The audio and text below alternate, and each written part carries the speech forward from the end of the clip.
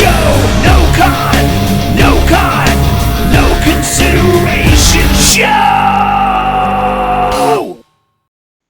Hey guys, this is Scott with the No Consideration radio show. Up next, we have a very special interview with Ben Carter from the band Evile. Really excited to speak with you guys. Been a fan as of late. I think that matters, and so definitely kind of dug deep into listening to some of the tracks, and certainly with Hell Unleashed, I'm like, all right, I gotta watch this again. I gotta listen to it again. So it's pretty awesome. So, with we'll just jump right in. And again, I got you guys down for 30 minutes. If you need to cut out before that, not a problem. And if we keep talking, hey, all good. Cool. So with the upcoming release of Hell Unleashed, this is the first release since 2013. So how does it feel being back? It feels amazing to be back. But we're kind of mixed with equal measures of excitement and anxiety and dread Sure. as well. It's 8 years in the music business is a long time, and it's a very fickle industry. It moves on very quick. And in the same time we've been away, obviously bands have got together and formed and kind of disbanded in that time. We've all grown up a little bit, and we're just happy to see what's next for Evile. Really, it's been a long time coming. No, absolutely. Listening to that track so far, and really interested in hearing the rest of the record very, very soon, which comes out April 30th, 2021, as you know. But for all the listeners and for those that will be reading this in the coming weeks, on Napalm Records, who have just been knocking it out of the park lately, for sure, with the bands and the releases. This release, listening to it, to me is a departure from the past, obviously with a different singer, even though he was the guitar player, but certainly the direction musically, and I know it's Oliver but Oil, right? He described his writing style as more aggressive, citing Sepultura and death metal as an influence. So, and then obviously, you got to all keep everybody moving along with the drums. What drove this more aggressive approach now? I think it was really to showcase the musical aspect of the band. Mm-hmm. The past couple of albums we did, like the third album, Five Serpents Teeth and Skull, it showcased the musicality, but it also showcased more of a chorus heavy feel to the band. It showed the more accessible kind of thrash side, where if you're not necessarily a thrash fan, you could still appreciate the musicianship and the songwriting. Whereas this time around, we've tried to show more of our teeth. We've tried to show a little bit more aggression and show that we're still capable of playing ridiculously fast BPMs and tempos, and just being a little bit more honest in its delivery, I think. No, absolutely. Do you see this as a whole new beginning or just the next chapter for the band? Definitely the next chapter. I mean, the lineup changes aside, people will kind of notice the difference from Skull to Hell Unleashed in terms of like the visceral nature of it, its rawness. It's more direct, it's more straight to the point. And that's something we were really keen to get across this time. We wanted to get straight to the point in the songs. We didn't want to have 11 and 12-minute opuses and epic songs on this album. We wanted it to hit hard, hit fast, get to the point quick, and kind of leave that kind of impact rather than leave it to a prog element. Sure. No, absolutely. Yeah. With this album, it's also the first time you guys included a cover. So I went, just reading about it. I admittedly had not heard Mortician's track before, so I went and listened to it, and I'm really interested in hearing yours. But what drove the selection of that track, and why now on this record to include a cover?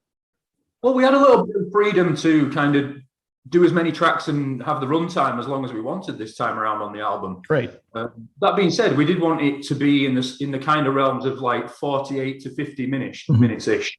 Just purely so, like I said before, it was there and then gone, and it left an impact that way. In terms of the cover, it's been something we've been wanting to do for a long time.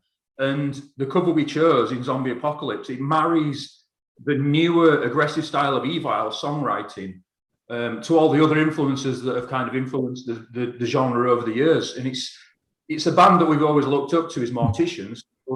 it made sense to do that track. It just resonated with us in subject matter, how it felt alongside the other songs on the record.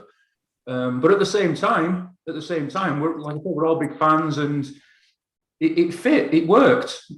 Normally, when you try and look into doing a cover, the label wants it as bonus material, or it's released on an EP later on down the line. This time around, they went, yeah, it's going straight in the middle of the album. We want it on. So there we go. We're happy with that, you know. And I think we've done the song justice. I think we've done it as true to form as we possibly could. We're quite capable of doing covers and doing them justice.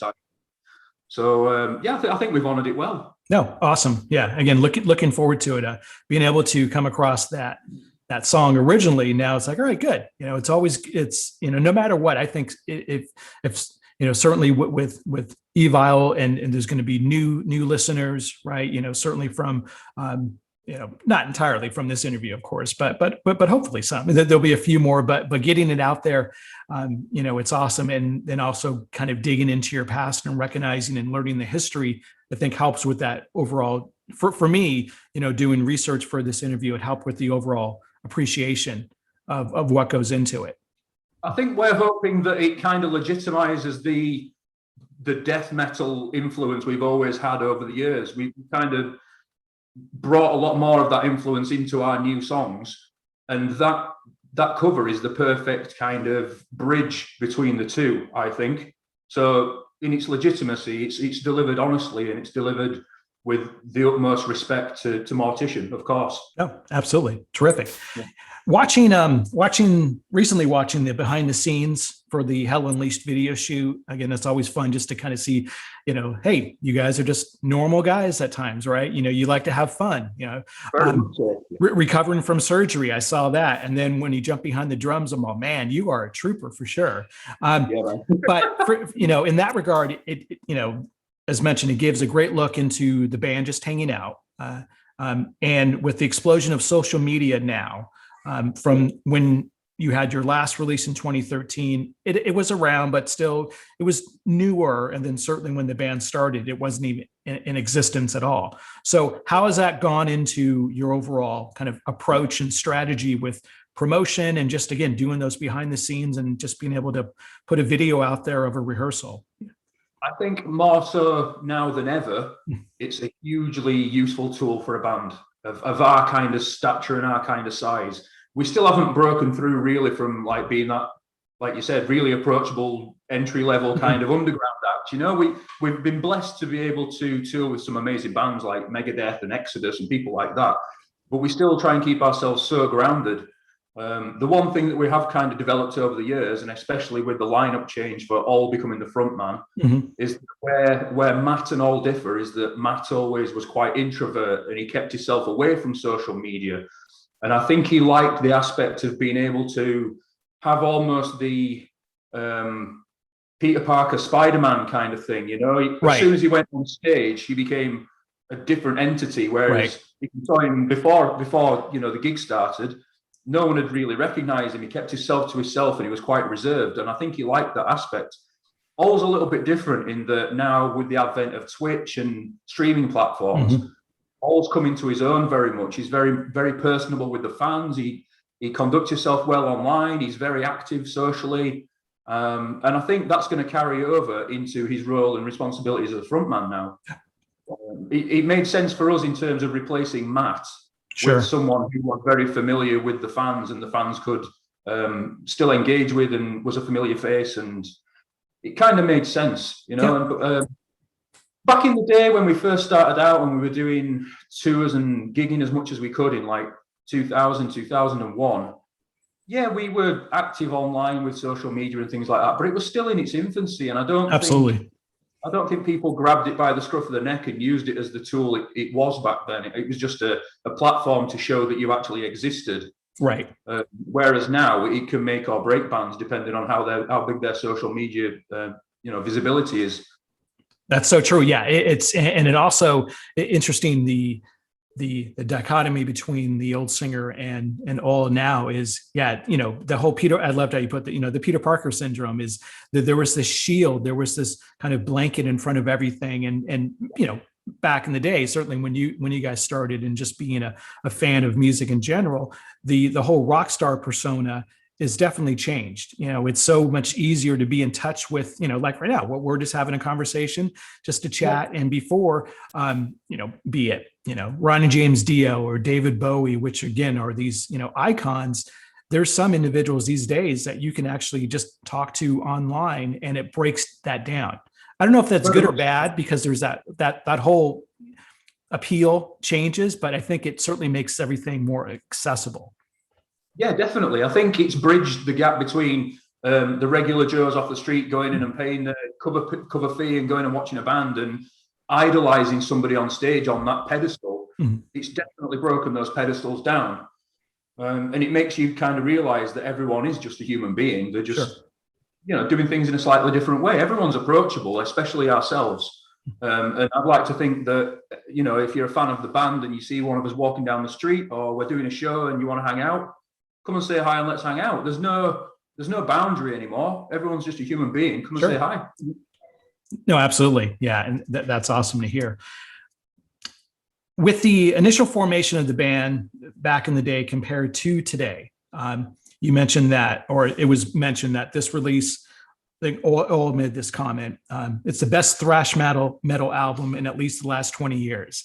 And I go, man, yeah. So it's like, I'm not gonna say, well, give me the next 5. I'm not gonna say that, but I love the confidence. I love kind of putting it out there, but for you, and certainly, sharing opinions of the band, but what differentiates this release from the rest, and what do you want people to kind of grasp onto to know that, yeah, what, I think this actually might rival, what we've seen over the past couple decades. It was a very bold statement from all. I'm not gonna lie. Understood. Yeah. And when I first read it, I was a little bit shocked that he'd been so blunt to say it. But then again, after 8 years away from the business, if we can't shout the loudest in favor of ourselves, nobody else is going to. So we kind of have to be a little bit bold and not obnoxious and not arrogant, but perhaps a little bit more forthright in our own abilities and what we want to achieve than we ever have been. Sure. We've always been very grounded, very humbled, and a little bit depreciative almost of our achievements as a band. So I think this time around, we can be proud. We do have an amazing album under our belt. I think it's the best Evile album we've ever done. And it's a culmination of 8 years pent-up aggression, frustration, and the want and the need to still be active in the music industry. So absolutely, in our heads, we have to believe in it fully. Otherwise, it completely illegitimizes the entire process of writing a 5th album. Yep, for sure. Yeah. Stand behind it. Yeah, absolutely. Yeah, exactly. I think when fans hear it, they are going to be blown away, because it is, like I say, you can hear the dedication to it all over again. You can hear the hunger from us. You can hear the frustration of not being involved in it for so long, and you can certainly hear the power and the precision and the attack. And like I said before, it's bearing its teeth. This album really has got teeth. In terms of thrash, I wouldn't go so far as to say it's the best thrash album in the past 20 years. I think that's a massive, massive discredit to people that we've looked up to over the years. But I can certainly say it's got the aggression and the speed to hold its own with some of the best thrash albums of the past 2 decades. Yeah, absolutely. No, again, you got to have goals. You got to have, again, the ability to reach out and say, if anything, we're going to challenge ourselves to deliver the best possible. Yeah. At the same time as well, we wanted to just write an album that we enjoyed as musicians. We wanted to enjoy playing. We want to enjoy delivering that new material to our fans. And certainly as a drummer, the material on the new album is right down my street. It's everything I want to play along to in a thrash album. Great. It's great. It's got licks in it and it's got riffs in it that made me want to play drums in the first place. So I can't wait to get on a stage and play it, because I'm just going to be grinning ear to ear. Oh, absolutely. No, that's awesome. So as we start, not yet. I know it varies in different, certainly cities and countries and what's happening in the United States. More cities are starting to open up. But as we start to recover from the pandemic and get back to whatever normal is, what's next for Evile? Well, like you said, the album's out on April 30th. In the UK, we have Bloodstock Festival. That's right. Which is traditionally the second weekend of August. So I'm hoping in the UK things are allowed to breathe a little bit more. Things become a little bit more safe, and because of the open air nature of that concert and that festival weekend, I'm hoping it goes ahead. It's traditionally our home festival in the UK. We've played it so many times, and we get a really good reception there. So that's the first really big gig back for us, with the new lineup after 8 years with the new record, and then hopefully get back to touring and gigging, possibly 2022. Sure, absolutely. I don't know what's happening because we are still kind of compounded with the COVID situation here. And there's a load of third waves happening in mainland Europe at the moment. Right. So not only are we compounded by COVID, we're also compounded by Brexit. I don't know if you know much about the political nature of what's going on over here from us leaving the European Union, but it's definitely causing problems for international tours and freedom of movement, shall we say, around the European Union. So, yeah, I think the government needs to pull its finger out and really sort out that situation, you know? Absolutely. For musicians, it's strangling on two fronts. But yeah, further into the future, we want to get to new territories. We want to get to South America. We want to get to Japan, Australasia, and play the places we've never had the ability to play before. And this time around, with the material being as strong as it is, I don't think we've got any reason why we can't. No, absolutely. Yeah.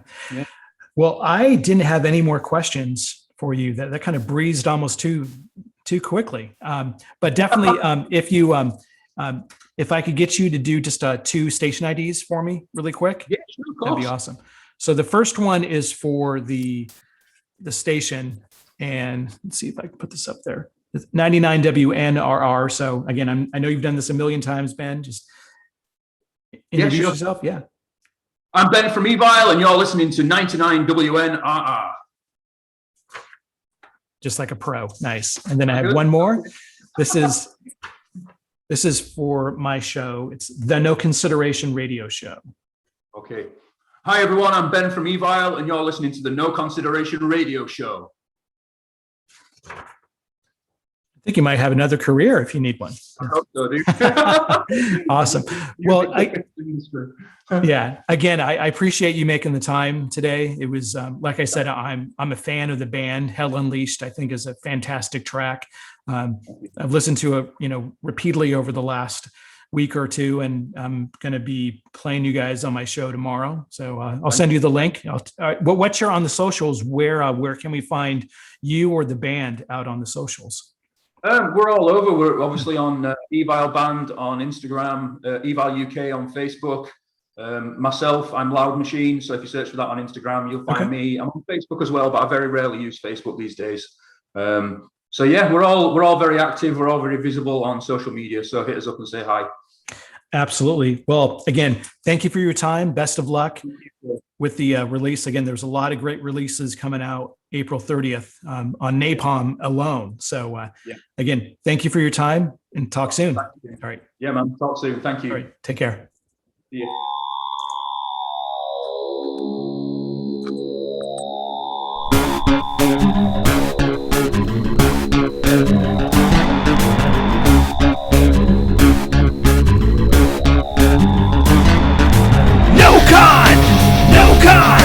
No consideration show. No consideration show.